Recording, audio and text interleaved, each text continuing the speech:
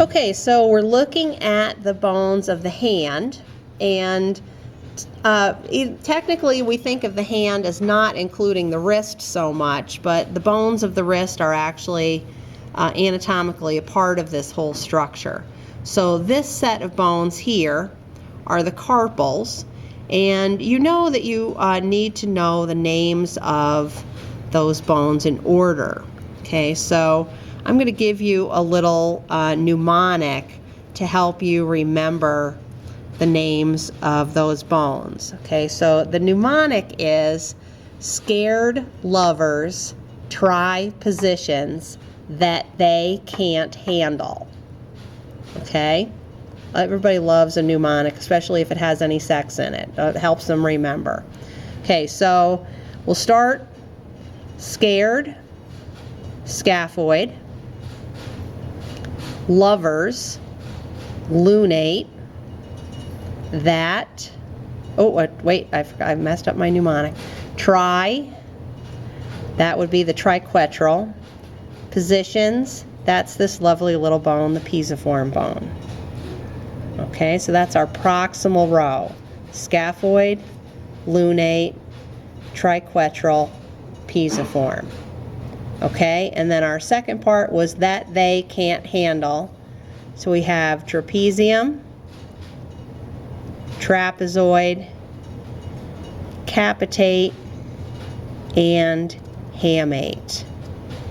Okay, so some of the bones are very distinctive in the carpal group. The hamate, for example, is very distinctive because of this hook-like extension that it has. Okay, and then the pisiform, again, very distinctive because of the way it's kind of stacked up on top of the triquetral. Okay, the bones that are actually in the carpal group that are part of the wrist joint are really the scaphoid and the lunate. Okay, and then you can see that the distal row from the trapezium, trapezoid, capitate, and hamate, those four are really making the places where the metacarpals can rest. Okay, now I'm just going to put my hand next to this, kind of overlay this. You can see how short my fingers are when I do this. Okay, so here's the carpal bones. And now that we have this in position, you can see where the metacarpals are.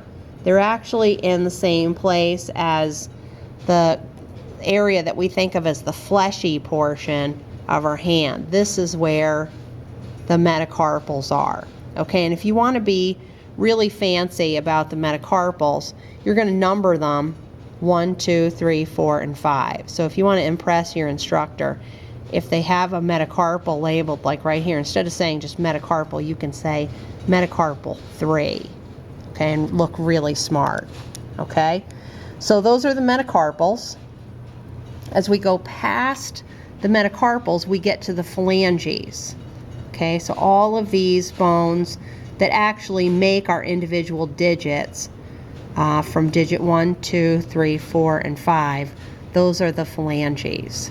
Okay, now all of the digits except for the thumb, or the pollex, if you want to be technical, its anatomical term is the pollex. Each of these digits has 3 phalanges. Okay, so you have a proximal phalanx, a middle phalanx, and a distal phalanx. Okay, and that's another one of those weird singular and plurals. Phalanges is singular, and then phalanx, Phalanx,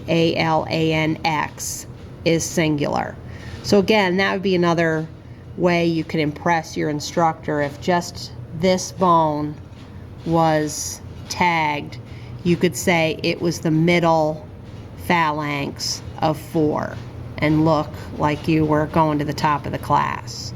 Okay, now the poor pollex, the thumb over here, only has 2 phalanges, a proximal and a distal, but it makes up for its lack of an extra phalanx by all of the different movements it can do, as we'll see next week.